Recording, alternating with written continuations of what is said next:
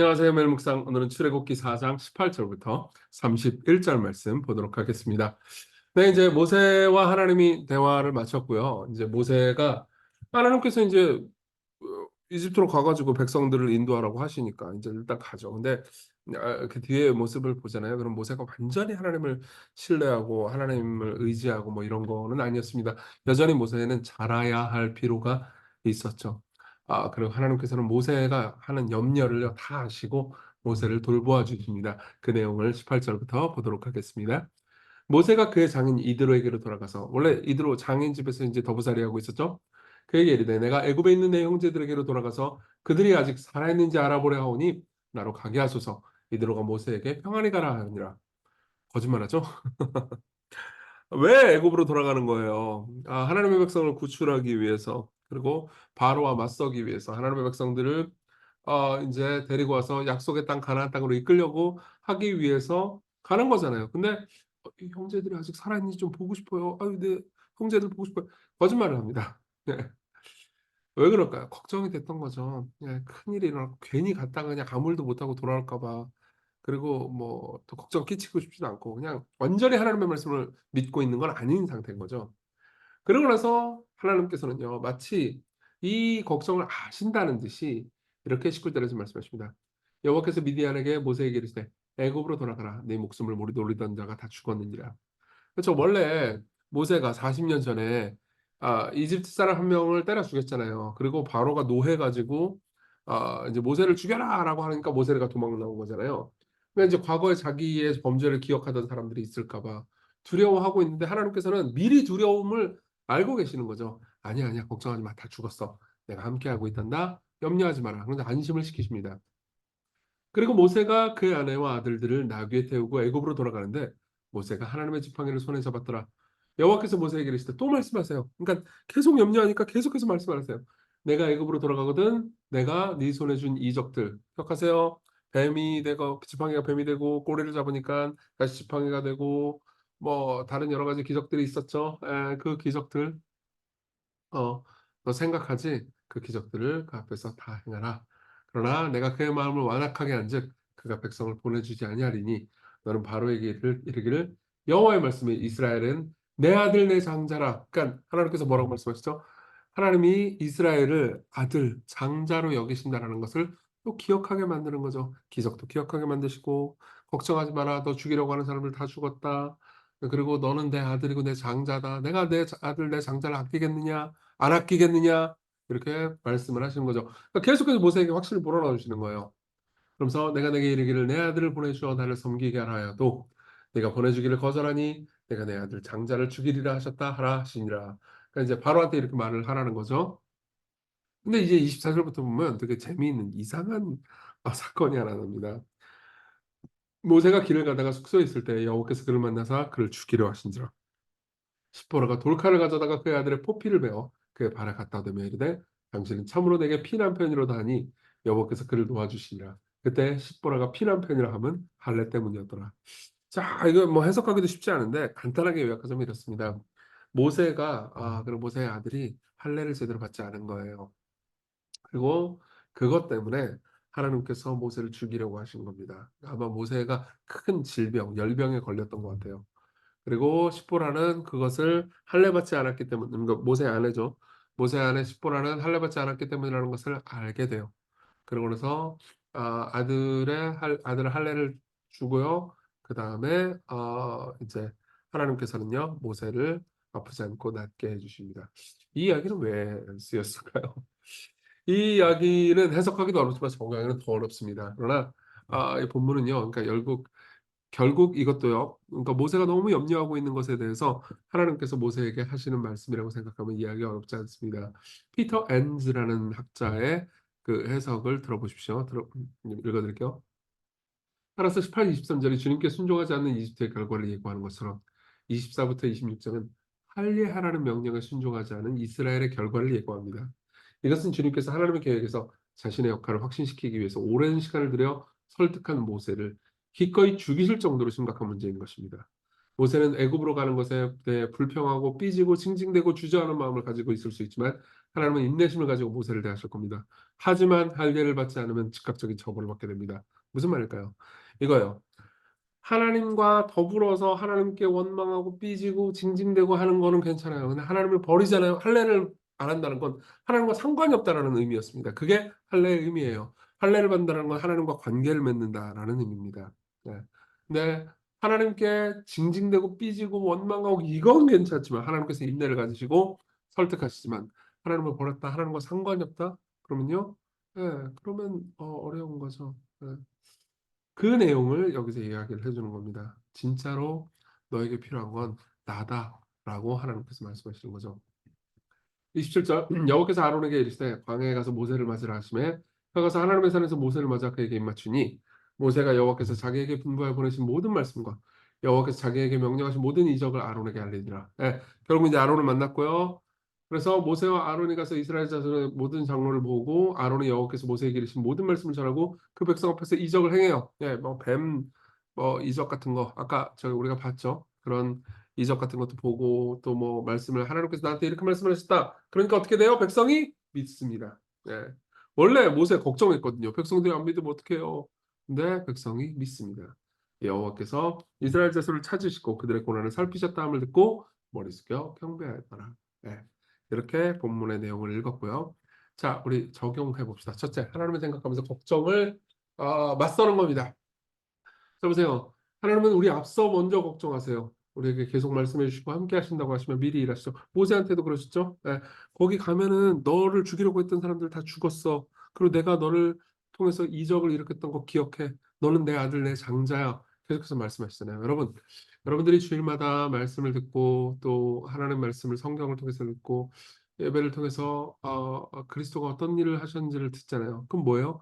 하나님께서 계속해서 여러분들을 확신시켜 주시고 진정시켜 주시고 안내해 주시는 거예요. 예. 내가 너를 사랑한다. 걱정하지 마라. 예. 내가 너를 위해서 지금 일하고 있다. 염려하지 마라. 이렇게 말씀하시는 거죠. 모세랑 우리가 똑같습니다. 하나님께서 계속 모세를 확신시켜 주셨듯 우리도 설교를 통해서 말씀을 통해서 예배를 통해서 하나님의 사랑과 은혜를 듣습니다. 예. 그리고 두 번째로는요. 하나님은 진정한 위험이 무엇인지 알려주시죠. 예, 바로가 위험이 아니에요. 하나님이 오히려 위험입니다. 예, 하나님과의 관계가 끊어지잖아요. 즉 할례를 안 받잖아요. 그렇죠? 그럼요. 사실 모든 걸 잃은 거예요. 모든 것을 가지고 있다 하더라도 하나님을 잃으면 모든 것을 잃은 겁니다. 그리고 무엇을 잃어버리든 하나님을 잃지 않잖아요. 그럼 아무것도 잃지 않은 거죠. 진정 우리 삶에서 걱정해야 되는 것은 하나님이 우리를 버리시는 거지 이런 모든 것들로 인해서 버림받는 것, 다른 것들을 잃는 건 걱정할 게 아니다. 하나님께서 이렇게 말씀하시는 거죠. 그리고 하나님은 우리를 버리지 않으십니다. 예. 이걸 기억한다면 여러분들은 걱정과 맞서 싸울 수 있어요. 세 번째는요, 걱정은 진짜 쓸모없는 일이었죠. 보세요. 모세가 정작 이스라엘 백성들한테 가니까 어때요? 백성이 믿으며 여호와께서 이스라엘 자손을 찾으시고 그들의 고난을 살피셨다는 듣고 머리 숙여 경배하죠. 원래 모세는 어땠죠? 그러나 그들이 나를 믿지 아니하면 내 말을 듣지 아니하고 이르기를 여호와께서 내게 나타나지 아니하셨다라고 걱정을 했죠. 근데 걱정이 뭐였어요? 기우였어요. 쓸데없는 걱정이었습니다. 걱정은 쓸모없어요. 여러분들이 걱정을 한다고 그래가지고 물론 미래를 대비하고 계획을 세우는 건 괜찮아요. 근데 아무 의미도 없이 이런 일이 일어날까 저런 일이 일어날까 난 죽을지도 몰라 그러면서 여러분들이 걱정하잖아요. 그러면 순종을 못 하게 돼요. 돈에 대해서 걱정하면 어떻게 되죠? 예, 돈을 이웃에게 주는 것을 꺼려하게 되죠. 예, 나 먹고 살 만큼 충분한 돈이 있는데도 불구하고 내가 내일 굶어 죽을까 무서워라 가지고 이웃에게 주지 못하게 됩니다.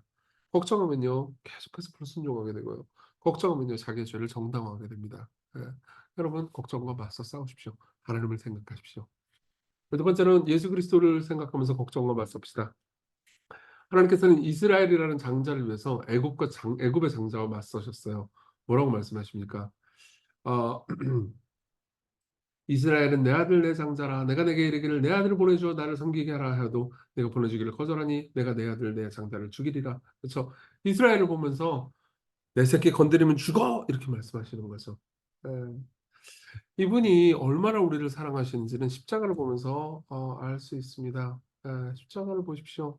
이스라엘이라는 장자를 위해서 애굽의 장자를 맞서는 그 하나님은요. 애굽보다 더한 원수인 우리를 위해서요. 하나님의 영원한 아들 예수 그리스도를 내어 주셨습니다. 예. 우리가 계속해서 걱정하고 하나님 나를 버릴까 봐 염려하잖아요. 그럼 사실 우리는요, 마음속으로 이렇게 말하는 것과 똑같습니다. 하나님 아버지, 당신은 당신의 가장 큰 보물 예수님을 나를 위해서 버리셨지만, 당신의 가장 고귀한 아들을 나를 위해서 처형했지만, 내 미래는 안 돌보실 것 같아요. 내 먹고 사는 문제는 신경 안 쓰실 것 같아요. 이게 무슨 생각입니까? 예. 아들을 주신 분이 여러분들에게 뭘 아끼시겠습니까? 예. 아들을 주신 분이 여러분들을 위해서 뭘 아끼시겠습니까? 여러분들이 삶에서 잠깐 상실하고 잠깐 고난을 받아도요, 견딜 수 없는 고난을 주시지 않을 겁니다. 잠깐 힘들어도요, 그분이 여러분들을 돌보실 겁니다. 그러니까 어떻게 해야 돼요? 너희 염려를 다 주께 맡기라. 이는 그가 너희를 돌보심이라. 베드로전서 5장 7절 말씀을 기억합시다. 우리 같이 기도해요. 주께 맡긴다는 게 왜 그렇게 어렵고 힘든지 걱정하지 말고 염려하지 않게 해주시고 함께 해달라고 예수님을 생각하면서 하나님이 우리를 돌보고 계시다는 것, 우리의 미래를 그분이 앞서 염려하신다는 것을 기억하고 당신을 확신하게 하소서. 우리 같이 기도합시다.